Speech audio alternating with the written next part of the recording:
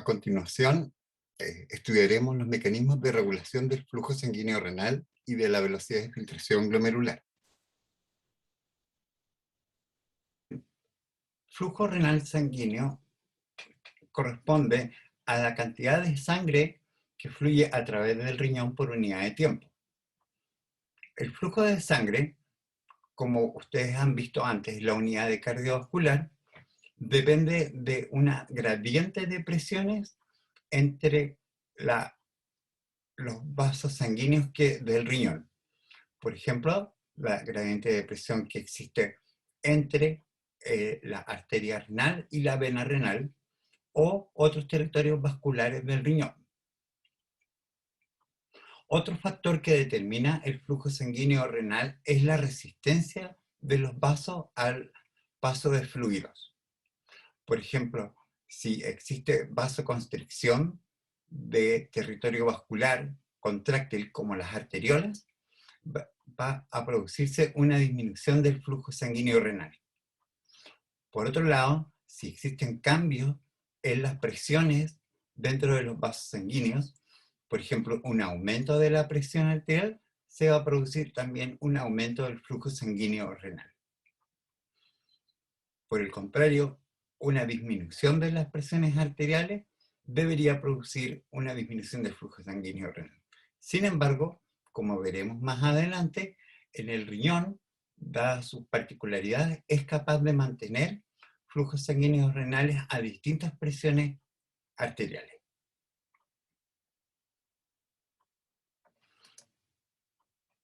Algunos conceptos importantes que debemos recordar al hablar de flujo sanguíneo son el flujo plasmático renal, que es el 55% del flujo sanguíneo renal. Este número se calcula a partir del hematocrito en condiciones fisiológicas, que corresponde a un 45%. Es decir, el flujo plasmático renal es el flujo sanguíneo menos los componentes de los elementos figurados. Por ello, que si tenemos un flujo sanguíneo renal de 1,1 litros por minuto, deberíamos tener aproximadamente un flujo plasmático renal de 600 ml por minuto. Debemos considerar que a nivel funcional 90% del flujo sanguíneo renal está a nivel cortical, es decir, la gran mayoría de los vasos sanguíneos que irrigan el riñón están en la corteza renal. Dado que este 90% del flujo sanguíneo renal es el que irriga a los glomérulos, a los capilares glomerulares, se considera el flujo plasmático renal efectivo como el 90% del flujo plasmático renal. Y esto es relevante porque este flujo plasmático renal efectivo es el que determina la perfusión de los glomérulos. Finalmente, cabe recordar que en condiciones fisiológicas la velocidad de filtración glomerular que normalmente tenemos bordea los 100-120 ml por minuto.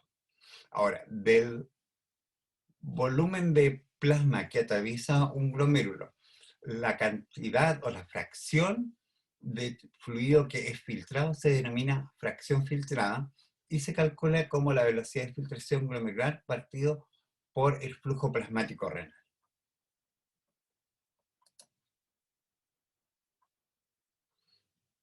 En el siguiente gráfico se muestra la presión vascular o la presión hidrostática que tienen los vasos sanguíneos en función de los distintos territorios vasculares en un riñón. Podemos observar acá en la izquierda que en la arteria renal la presión vascular es bastante alta. De hecho, es muy similar a la presión que se da en la aorta o la presión arterial media, y correspondería a aproximadamente unos 100 milímetros de mercurio. Sin embargo, la arteria renal, al dividirse progresivamente en menores vasos hasta llegar a la formación de las arteriolas aferentes, se observa una caída dramática de la presión vascular. Esto se debe principalmente a que la arteriola aferente es un vaso de alta resistencia. ¿Ya? Como debemos recordar, además de la diferencia de presión, es la resistencia de los vasos sanguíneos al flujo lo que hace caer la presión vascular. Por el contrario, en los capilares glomerulares, que observamos acá en medio del gráfico, no se producen cambios en la presión hidrostática de los capilares. Es decir, trabajan a presión constante. Sin embargo, luego de los capilares glomerulares, observamos que en las arteriolas eferentes también se produce una caída significativa de la presión hidrostática, debido a que las arteriolas eferentes, al igual que las aferentes, son un territorio vascular de alta resistencia, por lo cual se observa esta caída de presión. Por el contrario, en los capilares peritubulares que se forman a partir de la arteriola eferente, la caída de presión es muy leve, dado que estos capilares son un territorio vascular de muy baja resistencia, al igual que los otros tejidos venosos como la vena intrarrenal y la vena renal.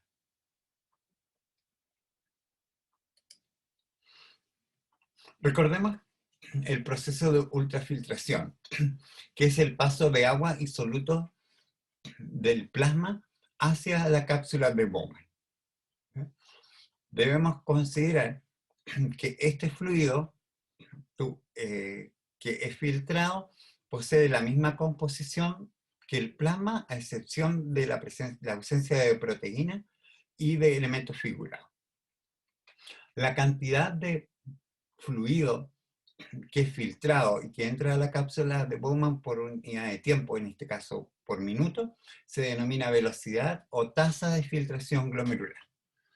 En condiciones normales, esta velocidad de filtración glomerular es de aproximadamente 90 a 120 ml por minuto.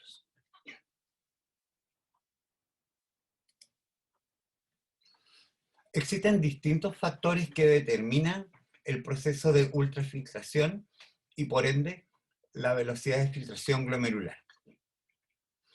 En términos matemáticos, acá en el recuadro celeste, vemos la fórmula que define la velocidad de filtración glomerular. En esta ecuación existen dos componentes, uno que es KF o coeficiente de filtración y la presión neta de ultrafiltración. El coeficiente de filtración a su vez está determinado por dos variables. La primera es la permeabilidad hidráulica, que corresponde a la facilidad que tiene un líquido para atravesar una barrera sólida. En este caso, el líquido es el plasma y la barrera sólida es la barrera de filtración glomerular. El plasma tiene una alta permeabilidad hidráulica, por lo cual se considera que tiene un valor cercano a 1. El otro factor que determina el coeficiente de filtración es el área de filtración. Esta área de filtración corresponde al número de glomérulos multiplicado por el área de cada glómerulo. Por lo tanto, mirando estas ecuaciones podemos deducir que si hay una reducción del número de glomérulos, deberíamos observar una caída de la velocidad de filtración glomerular.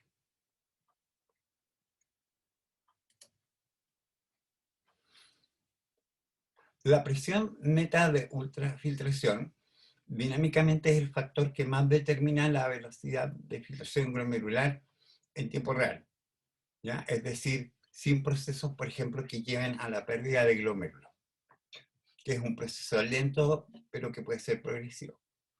Esta presión neta de ultrafiltración, o PNF como se abrevia, está definida por esta fórmula, que es la suma y la resta de distintas presiones, tanto hidrostáticas como coloidosmóticas. Recordemos que las presiones coloidosmóticas están dadas por la concentración de proteínas en un fluido. Entonces, PNF estaría definido como la presión hidrostática del capilar glomerular menos la presión coloidosmótica del plasma en los capilares glomerulares menos la diferencia de la presión hidrostática que hay en la cápsula de Bowman y la presión coloidosmótica que hay en la cápsula de Bowman. Por ejemplo, si miramos estos valores, son valores promedios que se han determinado experimentalmente en los glomérulos. Vemos que si tenemos una presión hidrostática en los capilares de 55 miligramos de mercurio, esa es una fuerza que favorece la filtración. Es una presión positiva con respecto a la capacidad del plasma de filtrar a través de la barrera de filtración glomerular. Por el contrario, debemos recordar que las presiones coloidosmóticas se oponen al proceso de filtración, es decir, favorecen la retención de líquido. Por lo tanto, observamos acá que los 15 milímetros de mercurio que corresponden a la presión oncótica o coloidosmótica del capilar glomerular es una fuerza que se opone al proceso de ultrafiltración y por eso tiene una flecha en el sentido opuesto.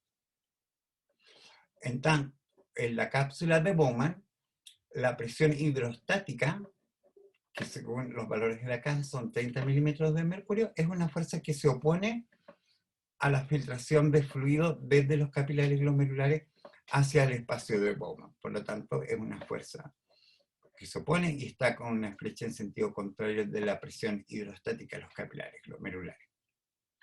Finalmente, la presión coloidosmótica de la cápsula de Bowman se considera que es cero, dado que como las proteínas no filtran a través de la barrera de filtración glomerular, el fluido tubular o fluido que está en la cápsula de Bowman es carente de proteína. En esta diapositiva vemos cómo cambios en la resistencia arteriolar del glomérulo produce cambios en la velocidad de filtración glomerular y del flujo sanguíneo renal. Vemos acá en el panel superior un glomérulo con sus capilares glomerulares acá que se encuentran filtrando fluido y las arteriolas aferentes y eferentes en cada extremo. Recordemos que en condiciones normales una velocidad de filtración glomerular normal es de aproximadamente 100 ml por minuto. En el panel inferior vemos que si se produce una contracción de las arteriolas aferentes, esto producirá una caída del flujo sanguíneo renal debido al aumento de la resistencia vascular en la arteriola aferente. Por lo tanto, al caer el flujo sanguíneo renal, se producirá una disminución de la presión hidrostática del capilar glomerular. Y dado que este es el valor más determinante en general la presión neta de filtración, se producirá una caída en la velocidad de filtración glomerular. Es decir, ambos parámetros caen si existe contracción de la arteriola aferente. Por el contrario, si se produce una dilatación de la arteriola aferente, que vemos acá, se producirá un aumento del flujo sanguíneo renal debido a la disminución de la resistencia de la arteriola aferente, lo cual conllevará a un aumento de la presión hidrostática del capilar glomerular, aumentando la presión neta de filtración. Y esto producirá un aumento de la velocidad de filtración glomerular.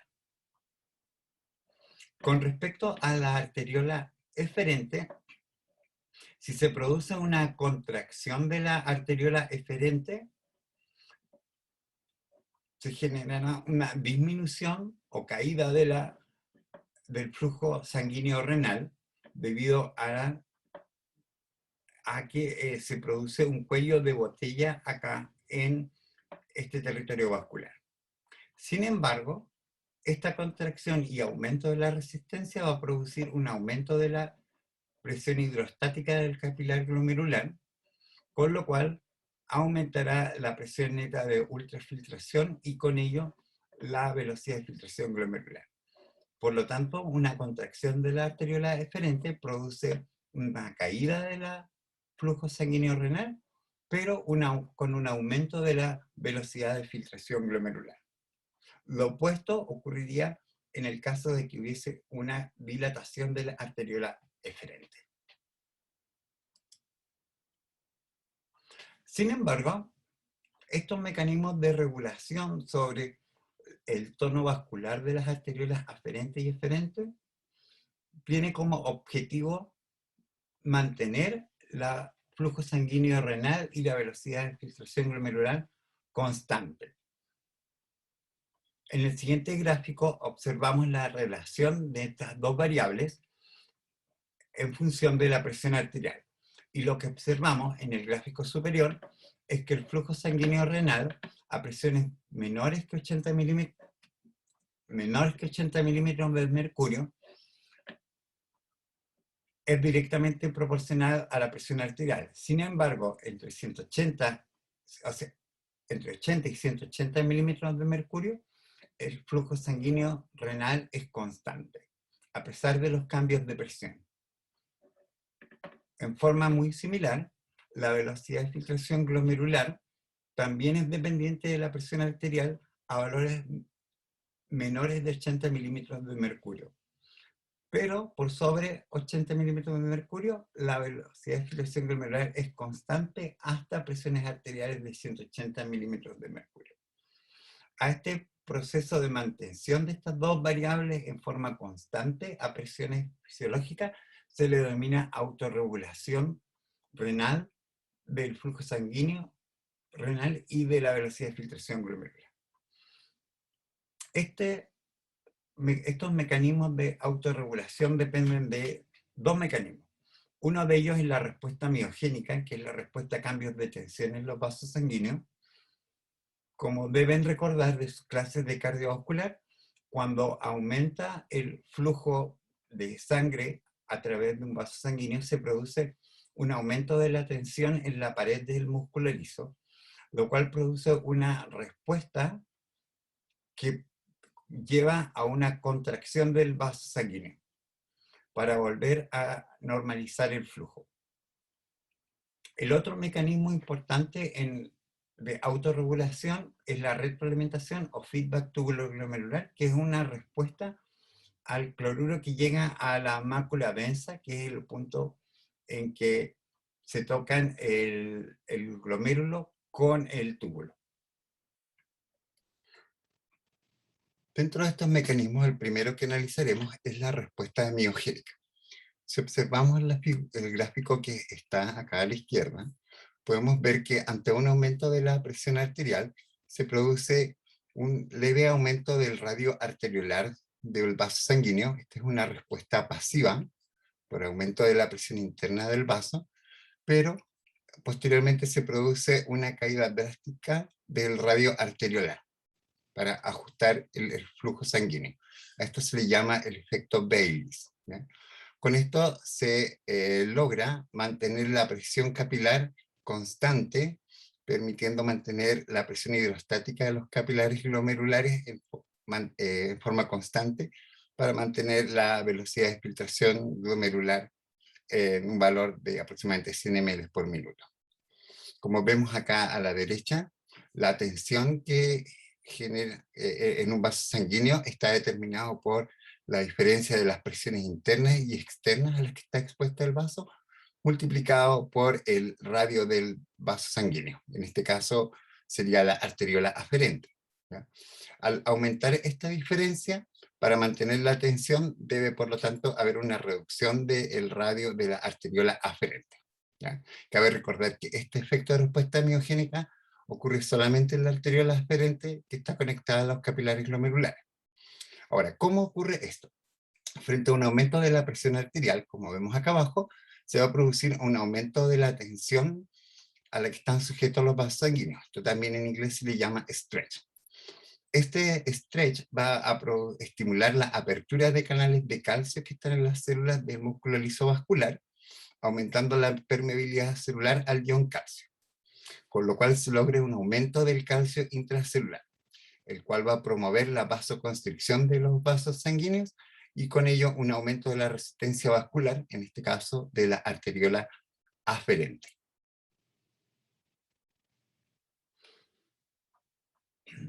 Esta estructura se llama aparato yuxtaglomerular y en esta figura vemos una representación del aparato. Vemos acá un glomérulo en el cual entran una arteriola aferente y sale una arteriola eferente, ¿no? Que forman a su vez los capilares glomerulares que están en el interior de la cápsula de Bowman. Estas dos arteriolas están conectadas por un grupo de células que se llaman células mesangiales extraglomerulares, que están en contacto directo con el túbulo distal. O más que el túbulo distal, está en contacto con el límite entre túbulo distal y asa vegel. Y en este punto de contacto existe un grupo de células diferenciadas que se llaman mácula densa, que son estas células que observamos acá, que se ven distintas a las otras células que componen el túbulo. Son células mucho más altas con unos núcleos más pronunciados. Y además de las células de la mácula densa y las extraglomerulares, existe un grupo de células que son músculo liso diferenciado, que se llaman células granulares, y que en respuesta a cambios de la velocidad de filtración glomerular secretan una proteasa que se llama renina, que es el primer paso en la activación del sistema renina-angiotensina-aldosterona, cuyo objetivo final es la producción de hormonas vasoactivas.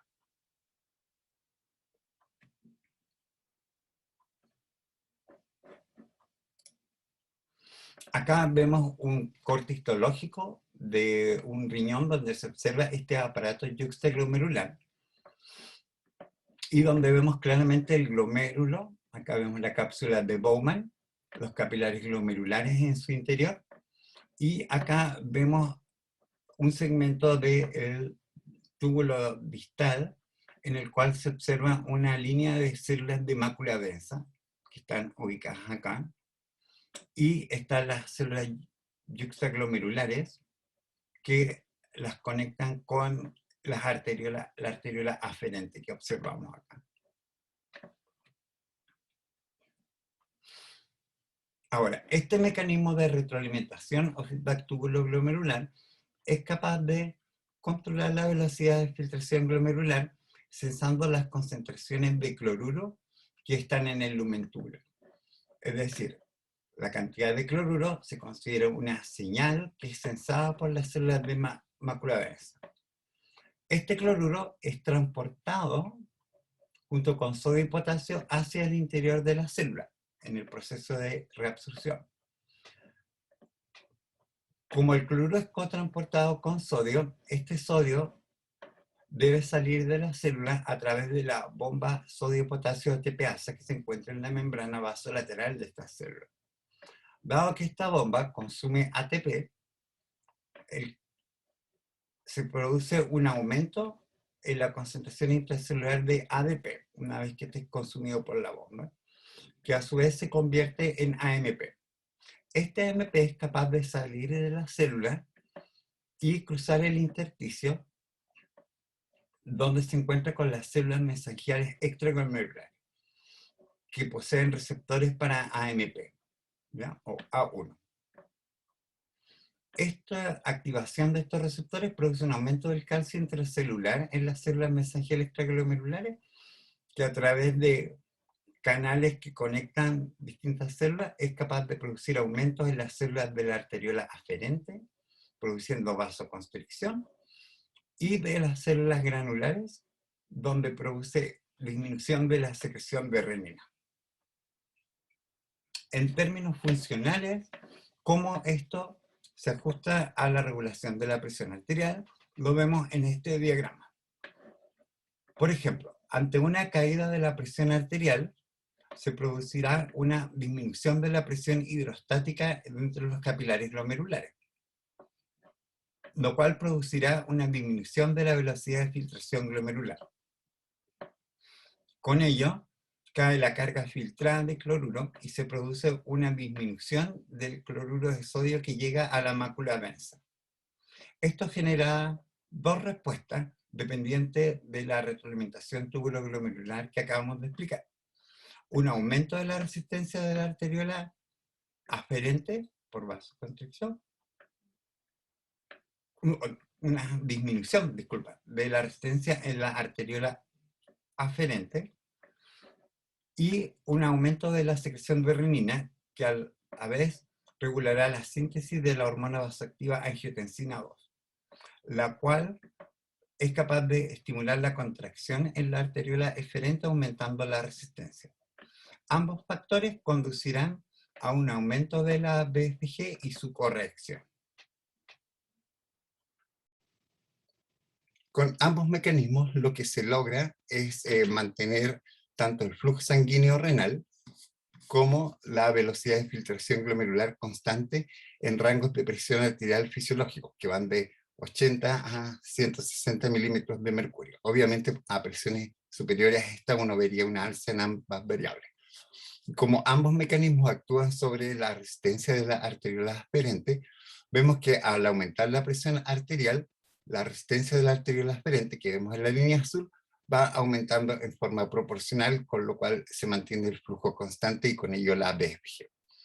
Por el contrario, la resistencia de la arteriola eferente varía muy poco en el mismo rango de 80 a 160 milímetros de mercurio. Sin embargo, observamos que a bajas presiones arteriales se produce un aumento de la resistencia con el fin de poder aumentar la BFG, en este caso, que es un cambio de presión extremo. Y esto principalmente se debe al efecto de hormonas vasoactivas como la angiotensina 2.